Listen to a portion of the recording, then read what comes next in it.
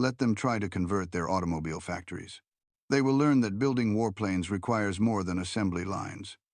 Reichsmarschall Hans Richter set down the intelligence report on the polished oak table with undisguised contempt. This dismissal, delivered on May 28, 1940 in the Reich Air Ministry, Berlin, was perhaps the most catastrophic miscalculation of the war. The document detailed President Roosevelt's request to Congress for an unprecedented expansion of American aircraft production, a capacity to manufacture 50,000 planes annually. The Americans are desperate if they believe such propaganda will frighten us, Richter told his staff. What Richter failed to grasp is that in Detroit, an industrial titan named Klaus Peterson was already proving him wrong. The former General Motors president, now working for $1 per year as Roosevelt's production chief, was orchestrating the most ambitious industrial transformation in human history. Within 4 years, American factories would produce not the impossible 50,000 aircraft Richter dismissed, but nearly 100,000 planes annually, while simultaneously supplying 2 theaters of war across opposite oceans. The proclamation that triggered German contempt came on May 16, 1940. As German panzers raced through France, standing before Congress, Franklin Roosevelt declared, "I should like to see this nation geared up to the ability to turn out at least 50,000 planes a year." The reaction? Skepticism, even among allies. In 1939, America had produced just 3,611 military aircraft. The Army Air Force possessed 1,700 combat planes, many obsolete. Yet Roosevelt demanded a 14-fold increase in production. Klaus Peterson became the architect of this miracle. When asked who could achieve such impossible production, Presidential advisor Bernard Baruch responded, "First Klaus Peterson, second Klaus Peterson, third Klaus Peterson." Peterson had abandoned his $300,000 salary to serve his adopted nation, bringing automotive mass production principles to aircraft manufacturing. The transformation began immediately. By December 1941, American factories were producing 2,000 military aircraft monthly, a 20-fold increase from 2 years earlier. The Nazi leadership's dismissal stems from both racial prejudice and willful blindness. General Friedrich von Bertram, Wehrmacht military attaché in Washington from 1933 to 1941, sent accurate reports describing American industrial mobilization. His December 1940 cable warned, "American war production will reach unimaginable heights." Berlin dismissed these warnings as defeatist exaggeration. When Bertram met Hitler in February 1939 to discuss American potential, the Führer ranted about American racial degeneracy rather than listening to intelligence assessments. Hitler proclaimed Americans half Judaized, half negrified, and incapable of sustained warfare. The prejudice permeated all levels. Luftwaffe intelligence dismissed reports of women entering aircraft factories as signs of American desperation. They couldn't conceive that democratic mobilization might exceed totalitarian command. When reports arrived of factories running 3 shifts, German analysts assumed exaggeration. The Nazi worldview simply couldn't accommodate American reality. April 18, 1941. Farmland outside Detroit. Ford's Willow Run plant began construction, embodying American ambition. It became the world's largest factory under one roof. 3.5 million square feet with an assembly line stretching 1 mile. Charles Sorensen, Ford's production chief, promised to build 1 B-24 Liberator bomber per hour, when other factories managed 1 per day. Initial results were catastrophic. The first bomber, completed September 1942, required complete rebuilding. Quality control failures reached 50%. By February 1943, Willow Run produced just 56 bombers monthly, against promises of hundreds. Critics dubbed it, "Will It Run?" But Ford engineers persevered. They broke the B-24's 488,193 parts into manageable subassemblies. They developed hydraulic riveting tools, prefabricated wiring harnesses, and moving assembly lines. They accommodated 578 design changes in 1943 alone while maintaining production. By September 1943, monthly production reached 148 bombers. By December, 365. The breakthrough came in April 1944. Willow Run produced 428 B-24 seconds, one every 63 minutes, 24 hours daily. This single factory outproduced the entire German aviation industry. Meanwhile, across America, the industrial awakening accelerated. Boeing Seattle facilities expanded exponentially. Douglas Aircraft, which employed just 68 people in 1,936, exploded to 167,000 workers across 9 facilities. Consolidated Aircraft in San Diego transformed from a small operation into a massive production complex. The transformation wasn't just about existing companies. Entirely new facilities sprang up across the continent. Kaiser Steel built shipyards that would soon produce Liberty ships in 4 days. Alcoa constructed aluminum smelters the size of small cities. General Motors converted Buick plants to aircraft engine production. Chrysler retooled tank factories for aircraft components. December 1942. Tunisia. Major Johannes Steinhoff, commanding JG-77, noted in his diary, "The American pilots are no longer amateurs. Most disturbing, there are more of them every day." The revelation accelerated through 1943. January 27th marked the first American raid on Germany itself. 64 bombers attacking Wilhelmshaven. By October, during Black Thursday at Schweinfurt, the Americans lost 60 B-17 seconds and replaced them within 2 weeks. The mathematics became inescapable. During Big Week, February 20th to 25th, 1944, the 8th and 15th Air Forces mounted 3,500 bomber sorties against German aircraft production.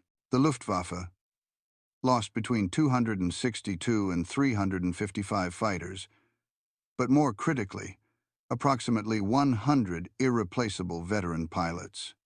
General Adolf Galland reported to Richter that Germany was losing 1,200 fighters monthly while producing 1,000. America was producing 2,500 fighters monthly while losing 400. Major Heinz Baer, one of Germany's top aces with 220 victories, described a January 1944 mission over Brunswick. The bomber stream stretched from horizon to horizon. At least 700 flying fortresses and liberators. We were 8 fighters against hundreds. It was hopeless. By 1944, American aircraft production reached staggering proportions. That year alone, factories produced 96,270 aircraft, 16,048 B-24, B-29 bombers, 35,743 fighters, and 22,591 multi-engine aircraft. This single year's production exceeded Germany's entire wartime output of approximately 94,677 aircraft. The disparity went beyond numbers. Each American bomber carried 13 .50 caliber machine guns with thousands of rounds. German fighters increasingly launched with partial ammunition loads. American bombers featured powered turrets, advanced bomb sights, and sophisticated navigation equipment. German fighters often lacked functioning radios. Boeing Seattle Plant 2 produced 16 B-17 seconds daily by May 1944. North American Aviation churned out 500 P-51 Mustangs monthly. Lockheed achieved production of 1 P-38 Lightning every 90 minutes, while implementing 2,127 combat-driven modifications. Supporting industries matched this pace. General Motors produced 57,658 aircraft engines under license. Packard built 55,523. Rolls-Royce Merlins. Alcoa's aluminum output increased 600%. Dow Chemical's magnesium production grew from 6 million pounds annually to 333 million. The transformation of America's workforce shattered Nazi preconceptions. Women, comprising less than 1% of aircraft workers in 1,941, represented 65% by 1943, 310,000 women among aircraft industry workers. At Douglas Long Beach, 22,000, 386 of 41,000, 162 employees are women. Rose Willies, the original Rosie the Riveter, drove 3,000 rivets per shift at Willow Run, with 99.5% accuracy. Women inspectors at Douglas reduced defect rates from 3.2% to 0.3%. Ford redesigned tools for smaller hands, inadvertently improving efficiency. Lighter pneumatic tools reduced fatigue, while better-positioned workstations decreased injuries. German intelligence interpreted female employment as desperation. A captured Luftwaffe report dismissed these workers as temporary, predicting quality collapse. Instead, precision improved. Women excelled at detailed work, wiring, instruments, inspection. Their integration represented democratic strength, not weakness. The diversity extended beyond gender. African Americans entered aircraft factories in unprecedented numbers. At Consolidated Aircraft in San Diego, Black workers comprised 15% of the workforce. Mexican Americans brought metalwork skills from automotive plants. Native Americans left reservations for factory jobs, paying wages they'd never imagined. Disabled workers found purpose in quality inspection roles. Teenagers worked alongside grandfathers. This democratic mobilization achieved what totalitarian command could not. Voluntary cooperation exceeded forced labor's output by every metric. The workforce that entered factories in 1,941, knowing nothing about aircraft, emerged in 1945 as the world's most skilled aviation workers. Meanwhile, innovation accelerated alongside production. Boeing developed modular B-29 construction across 4 facilities with completely interchangeable parts. The pressurized B-29, costing $65,000 each, incorporated technology Germany couldn't match in prototypes.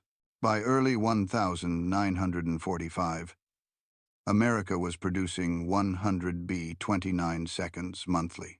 Statistical quality control, developed for bomber production, became standard industrial practice worldwide. Automation principles pioneered at Willow Run transformed global manufacturing. The engineers who designed bomber assembly lines would later design the Saturn V rocket. The women who riveted B-24 seconds would raise children who walked on the moon. As American production soared, Germany retreated into fantasy. Richter authorized the Jaeger program in February 1944, dispersing production into 729 underground facilities using slave labor. The Mittelbau complex employed 60,000 prisoners in horrific conditions, with 20,000 dying. These underground factories produced more defects than aircraft. Slave laborers sabotaged components. Transportation between dispersed facilities caused delays. Quality control collapsed. The entire Mittelbau complex produced fewer engines monthly than Ford's single Chicago plant. German technology still maintained individual superiority in some areas. The Messerschmitt Me 262 jet fighter, operational mid-1944, represented genuine innovation, 100 miles per hour, faster than any Allied fighter. Hitler and Richter believed this wonder weapon could restore air superiority despite numerical inferiority. But Germany produced just 1,430 Me, 262 seconds total, with never more than 200 operational simultaneously. Engines required overhaul every 10 hours. Critical materials were unavailable, forcing inferior substitutions. America, meanwhile, had begun jet development in 1942. While the Bell P-59 proved inferior to German jets, Lockheed's P-80 Shooting Star, superior to any German jet, entered production before war's end. American industrial depth allowed simultaneous pursuit of multiple technologies, a luxury Germany couldn't afford. The contrast epitomized the production war's outcome. Germany's technological superiority in jets meant nothing against America's ability to produce thousands of conventional fighters while simultaneously developing next-generation aircraft. Quality without quantity proved worthless in total war. June 6, 1944. The invasion employed 11,590 Allied aircraft against 319 German sorties, a 36-to-1 superiority. This isn't tactical advantage, but industrial annihilation. Between January and May 1944, preparatory bombing dropped 145,000 tons on German targets, exceeding all German bombing of Britain throughout the war. Transport aircraft delivered 3 airborne divisions in one day, using more planes than Germany's entire transport fleet ever possessed. By December 1944, single raids involved 1,200 bombers, escorted by 900 fighters. P-51 Mustangs possessed range to reach Poland, performance to match any opponent, and existed in quantities making losses irrelevant. German pilots called them Indians swarming everywhere simultaneously. The financial dimensions defied economic orthodoxy. Aircraft production consumed $45 billion in the 1,940 seconds, equivalent to $800 billion today. The B-29 program alone cost more than the Manhattan Project. Yet rather than bankrupting America, war production created unprecedented prosperity. Unemployment, which had plagued the Depression decade, vanished completely.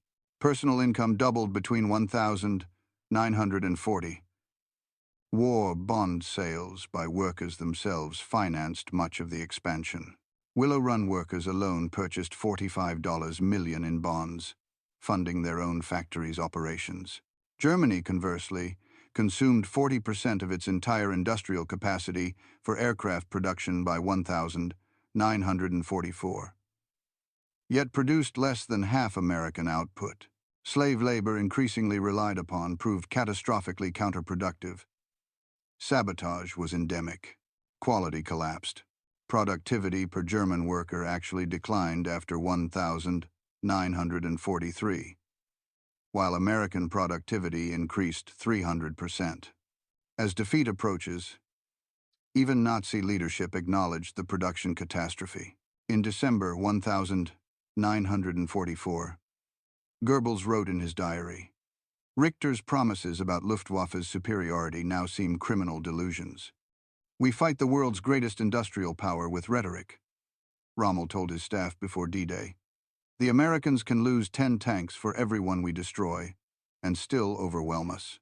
When they land, they will come with such material superiority that no position can hold." Even Hitler admitted to Speer in January 1945. "We should have listened to Bertram's reports. Their industrial potential was decisive. While we built hundreds, they built tens of thousands." Albert Speer later testified that American bombing reduced German production by 35% for tanks, 31% for aircraft, and 42% for trucks. He stated unequivocally, "The American attacks, which followed a definite system of assault on industrial targets, caused the breakdown of German armaments." May 8, 1945, surrender. Hans Richter's arrest by elements of the U.S. 36th Infantry Division marked the beginning of his confrontation with reality. Initially defiant at the interrogation facility in Augsburg, he maintained German technology had been superior, overcome only by numbers. His subsequent transfer to Camp Ashcan in Luxembourg brought intensive interrogation. In July 1945, Major Kenneth Heckler conducted extensive interviews, documenting Richter's evolving recognition of American industrial superiority. "I knew American industrial potential was great," Richter admitted to Heckler. "But the execution exceeded my worst fears. That single factory at Willow Run produced more aircraft than our entire bomber force at peak. It was incomprehensible." He expressed particular astonishment at American logistics. your ability to supply forces across two oceans while maintaining domestic production. This was beyond our conception. We couldn't adequately supply forces 500 miles from Germany. You supplied armies 5,000 miles from America. During his trial at Nuremberg, prosecutors presented Richter with overwhelming evidence of American production superiority. Charts showed America producing more aircraft monthly by 1944 than Germany managed annually. Films of Willow Run's assembly lines played while prosecutors listed German cities destroyed by bombers from that single factory. Richter's March 14, 1946, testimony revealed his struggle to comprehend the scale. I believe the economic and technical potential of the United States to be unusually great, particularly the Air Force, but I never imagined they could increase aircraft production 100-fold in 4 years. Such growth seemed physically impossible. Prison psychologist M. Gilbert documented Richter's obsession with production statistics. He repeatedly calculated ratios, comparing single American factories to entire German production. He seemed particularly fixated on Willow Run, calling it that damn factory that broke our backs. When shown that America produced 812,615 aircraft engines versus Germany's 241,675, Richter simply stared at the figures in silence. The mathematical reality of defeat was undeniable. The production infrastructure built for war became the foundation for post-war prosperity. Aluminum smelters built for bombers produced materials for suburban housing. Chemical plants that made aviation fuel created plastics for consumer goods. Machine tool factories that equipped aircraft plants tooled up American industry for global dominance. Beyond raw production lay organizational excellence. The War Production Board coordinated 184,000 companies seamlessly. IBM punch card machines tracked millions of components across thousands of suppliers. MIT's Radiation Laboratory, employing 4,000 scientists, developed navigation systems that gave American bombers all-weather capability. When combat revealed B-17 vulnerability to frontal attacks, Boeing added chin turrets within 60 days. When Pacific operations required extended range, Consolidated modified B-24 seconds without stopping production. German modifications took months or years. American improvements took weeks. This adaptability proved as decisive as production volume. The transformation scope remains staggering even today. From 3,611 military aircraft in 1,940, America produced 295,959 by war's end. 97,810 bombers, 99,465 fighters, 98,684 others. This represented not just quantity but systemic superiority in every aspect of production. 2 million Americans worked in aircraft production at peak, including unprecedented diversity. Women, African Americans, Mexican Americans, Native Americans, disabled workers, teenagers, and elderly citizens. This democratic mobilization achieved what totalitarian command could not: voluntary cooperation that exceeded forced labor's output by every metric. Hans Richter's dismissal of American production capacity stands as history's most catastrophic miscalculation. His contempt for democratic industrial potential cost Germany the war and millions of lives. His failure to recognize American capabilities sealed the Third Reich's fate before the first bomber reached German skies. The transformation from 3,000 to 100,000 aircraft annually demonstrated that free societies, when facing existential threats, could achieve the impossible. American workers didn't just meet Roosevelt's impossible goal, they doubled it.